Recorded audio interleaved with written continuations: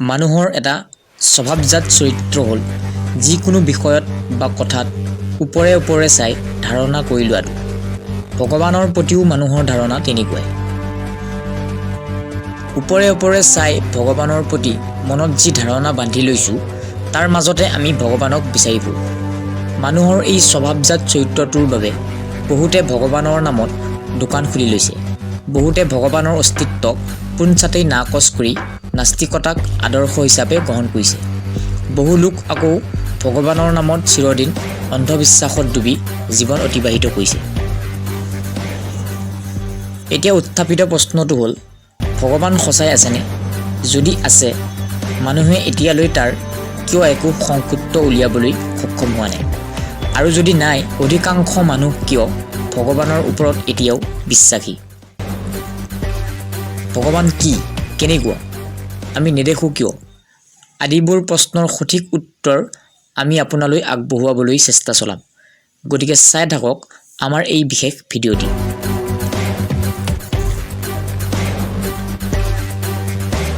ঈশ্বৰ অবিশ্বাসী লোক অৰ্থাৎ নাস্তিক আৰু ঈশ্বৰ বিশ্বাসী লোক অৰ্থাৎ আস্তিক বহু পূৰ্বতেও আছিল, আজিও আছে আৰু ভৱিষ্যতেও থাকিব। নিজস্ব বিচাৰ বুদ্ধিৰে ঢুকি পোৱা যুক্তিৰ ওপৰত ভিত্তি কৰি প্ৰত্যেকেই নিজ নিজ স্থানত শুদ্ধ। আমাৰ আলোচ্য বিষয়টো হৈছে ভগৱান আছেনে নাই? যদি আছে, সঁচা অৰ্থত ভগৱান কেনেকুৱা? যদি আমি ভালদৰে মন কৰোঁ, আমি দেখিম আমি বাস কৰা পৃথিৱীখনকে ধৰি বাকীবোৰ গ্ৰহ, আমাৰ সূৰ্যটো, উপগ্ৰহবিলাক আদি সকলোবোৰেই ঘূৰণীয়া। আনকি নাইকিয়া বুজাবলৈ গণিতত ব্যৱহাৰ কৰা শূন্যটোও ঘূৰণীয়া। কথাবোৰে অন্য এটা অৰ্থ বহন কৰি থকা নাইনে বাৰু?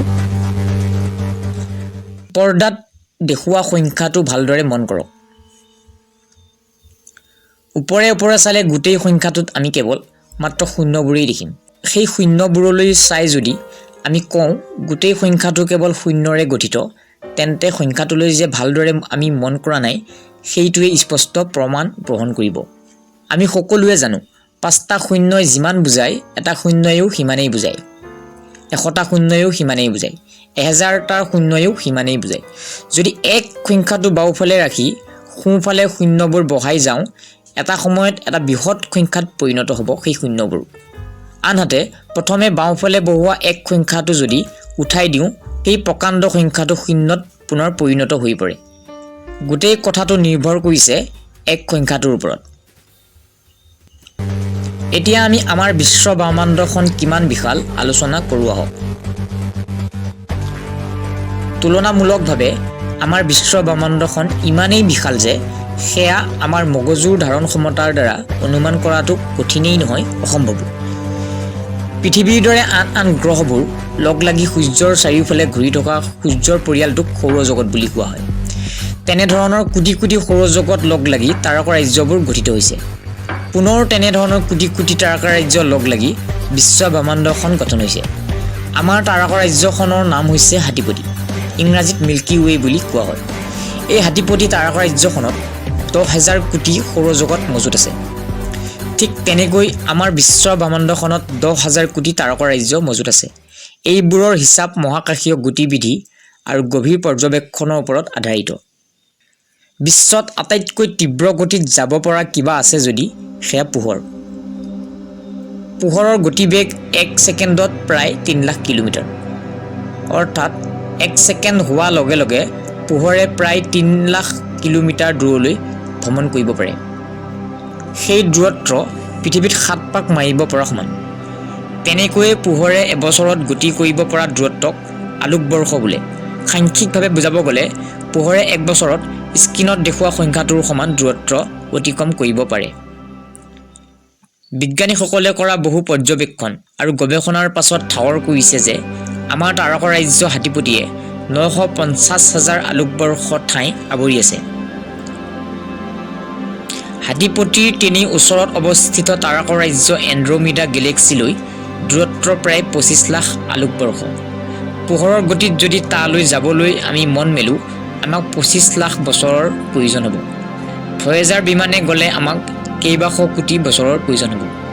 তেনেদৰে প্ৰায় ১০,০০০ কোটি তাৰকাৰাজ্যৰে আমাৰ বিশ্ব ব্ৰহ্মাণ্ডখন গঠিত। শেহতীয়া তথ্যমতে সমগ্ৰ জগতত তেনেকুৱা বিশ্বব্ৰহ্মাণ্ড কোটি কোটি মজুত আছে। আমি যাক বিশ্বব্ৰহ্মাণ্ড বুলি কওঁ সেয়া সমগ্ৰ বিশ্বব্ৰহ্মাণ্ডখনৰ মাত্ৰ 5%হে। বাকী 95% ডাৰ্ক মেটাৰ আৰু ডাৰ্ক এনাৰ্জি তথা আন পদাৰ্থৰে গঠিত।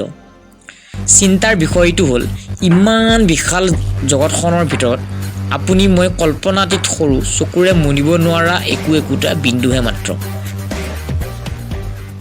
তেনে সামান্য প্ৰাণী মানুহৰ তুলনাত ভগৱান নিশ্চয় আচৰিত ধৰণে ডাঙৰ, যাৰ অনুমান কৰাটো কঠিনেই নহয় অসম্ভৱ। ভগৱানক বুজিবলৈ নতুবা হৃদয়ংগম কৰিবলৈ পৰ্যাপ্ত জ্ঞানৰ উপৰিও প্ৰয়োজন পৰ্যাপ্ত বোধগম্য শক্তি। মানুহৰ এটা স্বভাৱজাত চৰিত্ৰ হ'ল যিকোনো বিষয়ত বা কথাত ওপৰে চাই ধাৰণা কৰি লোৱাটো। ভগৱানৰ প্ৰতিও মানুহৰ ধাৰণা তেনেকুৱাই। ওপৰে চাই ভগৱানৰ প্ৰতি মনত যি ধাৰণা বান্ধি লৈছোঁ তাৰ মাজতে আমি ভগৱানক বিচাৰি ফুৰোঁ। মানুহৰ এই স্বভাৱজাত চৰিত্ৰটোৰ বাবে বহুতে ভগৱানৰ নামত দোকান খুলি লৈছে। ভাগৱত গীতাত আছে না তু মম চাক্ষ্যাসি দস্তুম আনেনৈভা চাক্ষুষা, যাৰ অৰ্থ but you cannot see my cosmic form with this physical eyes of yours. তোমাৰ সেই চৰ্ম চকুৰে মোৰ এই দিব্য ৰূপক কেতিয়াও দেখা নোপোৱা। বাইবেলৰ চাম নামৰ পুথিৰ 115 নং অধ্যায়ৰ 5 আৰু 6 নং শ্লোকত লিপিবদ্ধ আছে They have eyes but cannot see, ears but cannot hear. সিহঁতৰ চকু আছে কিন্তু নেদেখে, কাণ আছে কিন্তু নুশুনে।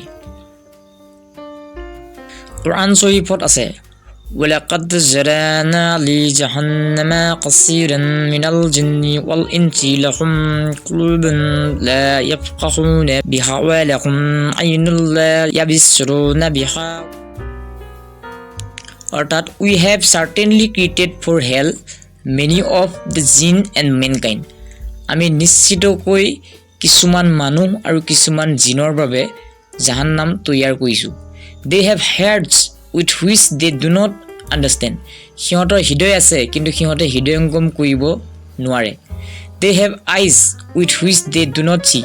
সিহঁতৰ চকু আছে কিন্তু সিহঁত সেই চকুৰে নাচায়।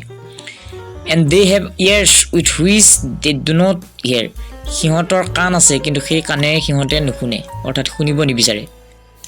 ছাৰ আইজাক নিউটন বহি থকা ঠাইখিনিৰ সন্মুখতে থকা গছজোপীৰ পৰা সৰি পৰা আপেলটোৱে কৈ গৈছিল পৃথিৱীত পোৱা প্ৰতিটো বস্তুক পৃথিৱীয়ে যেনেদৰে নিজ গালৈ টানি আছে তেনেদৰে পৃথিৱীকো কোনোবাই নিজ গালৈ টানি আছে। আনকি আমাৰ আত্মাকো পৰমাত্মাই নিজ গালৈ টানি আছে। সেইবাবেই গছৰ পৰা ফল সৰাৰ দৰে আমি এদিন মৃত্যুৰ সৈতে মুখামুখি হ'ম। প্ৰকৃতিয়ে বিনামূলীয়াকৈ যোগান ধৰা পানী, অক্সিজেন গেছ, তাপ, পোহৰ আদিবোৰেও ভগৱান আমাৰ প্ৰতি কিমান দয়ালু তাৰেই কথা নীৰৱে কৈ যায়। উশাহত গ্ৰহণ কৰা অক্সিজেন গেছবোৰে নীৰৱে কৈ যায় মানুহে যিমানেই অহংকাৰ নকৰক কিয় অক্সিজেন গেছ অবিহনে সি এটা মৰা শৰ বাদে আন একো নহয়। বতৰৰ পৰিৱৰ্তন আৰু দিন ৰাতিৰ পৰিৱৰ্তনে মানুহক বুজাই থৈ যায় পৰিৱৰ্তন অবিহনে বৰ্তি থকা অসম্ভৱ। বতৰ নতুবা দিন ৰাতিৰ পৰিৱৰ্তন অবিহনে পৃথিৱীখন মৰুভূমিত নতুবা বৰফ অঞ্চলত পৰিণত হৈ পৰিব। শস্য পথাৰত ফচল নধৰিব, নতুবা পোক পৰুৱাই ৰাজত্ব চলাব। এনেবোৰ চিন্তা চেতনাই মানুহৰ মনত তেতিয়া সোপনি পুতিবলৈ ধৰে যেতিয়া কোনো মানুহে ছালৰ চকুৰে দেখাবোৰক অতিক্ৰম কৰি অন্তৰ্দৃষ্টিৰে জগতখনক অধিক ওচৰৰ পৰা চাবলৈ মন মেলে বা যত্ন কৰে।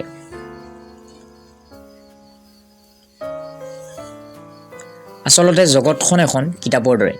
এইখন কিতাপ পঢ়ি যদিও শেষ কৰিব নোৱাৰি, অৱশ্যে যিমান পঢ়া যায় সিমানেই ভগৱানক ওচৰৰ পৰা চিনিবলৈ সৌভাগ্য হয়। সেইবাবে গুণী জ্ঞানী লোকে ভগৱানৰ অস্তিত্বক কেতিয়াও অস্বীকাৰ কৰা দেখিবলৈ পোৱা নাযায়। মহাত্মা গান্ধী, APJ আব্দুল কালাম আজাদৰ দৰে মহান ভাৰতীয় লোকে ভগৱানৰ অস্তিত্বক কোনোদিন অস্বীকাৰ কৰা নাছিল। আনকি sir Isaac Newton, Galileo Galilei, Albert Einstein, Nikola টেছলাৰ দৰে বিশ্ববিখ্যাত বিজ্ঞানীসকলেও ভগৱানৰ অস্তিত্বক কেতিয়াও অস্বীকাৰ কৰা নাছিল। সিহঁতে নিজে লিখা মনৰ কথাবোৰ পঢ়িলে এইটো স্পষ্ট বুজিব পাৰি যে সিহঁত যদিও কোনো আনুষ্ঠানিক ভগৱানৰ ওপৰত বিশ্বাসী নহয়, কিন্তু পৰম শক্তি এটিৰ ওপৰত সিহঁত নিঃসন্দেহে বিশ্বাসী আছিল। ছাৰ আইজাক নিউটনৰ মতে বিশ্ব ব্ৰহ্মাণ্ডখন এক বিশেষ নীতি নিয়মৰ মাজেৰে পৰিচালিত হৈ আহিছে। সেই নীতি নিয়মবোৰৰ পৰিচালনাৰ আঁৰত এক বৃহৎ পৰম শক্তিৰ হাত নিহিত হৈ আছে। এবাৰ এলবাৰ্ট আইনষ্টাইনে কৈছিল, তেওঁ কোনো ব্যক্তিগত ভগৱানক বিশ্বাস নকৰে, অৰ্থাৎ যি ভগৱানৰ ওপৰত তেখেতে বিশ্বাস ৰাখিছে সেয়া কোনো আনুষ্ঠানিক ভগৱানৰ দৰে নহয়। নাইকলা টেছলাই এবাৰ কৈছিল, আমাৰ তুলনাত ভগৱান ইমানেই ডাঙৰ যে আমাৰ মগজুৰ ধাৰণ ক্ষমতাৰ দ্বাৰা সেয়া ঢুকি পোৱা অসম্ভৱ। বংশগতি বিজ্ঞানৰ জনক ৰূপে খ্যাত বিজ্ঞানী গ্ৰেগৰ জোহান মেণ্ডেল মহাকাশীয় ৰশ্মিৰ আৱিষ্কাৰৰ বাবে 1946 চনত পদাৰ্থ বিজ্ঞানত নোবেল বঁটা লাভ কৰা বিজ্ঞানী ভিক্টৰ ফ্ৰেন্সিছ হেডছ একোগৰাকী বিজ্ঞানী হোৱাৰ উপৰি খ্ৰীষ্টিয়ান ধৰ্ম যাজকো আছিল। এনেকুৱা হাজাৰ হাজাৰ দৃষ্টান্ত আছে য'ৰ পৰা সাব্যস্ত কৰিব পাৰি যে বহু বিজ্ঞানীয়ে ভগৱান অস্তিত্বক বিনা দ্বিধাই স্বীকাৰ কৰি লৈছে। আৰু যদি ইউটিউবত চাইছে আমাৰ চেনেলটো ছাবস্ক্ৰাইব কৰিবলৈ নাপাহৰে যেন। ধন্যবাদ।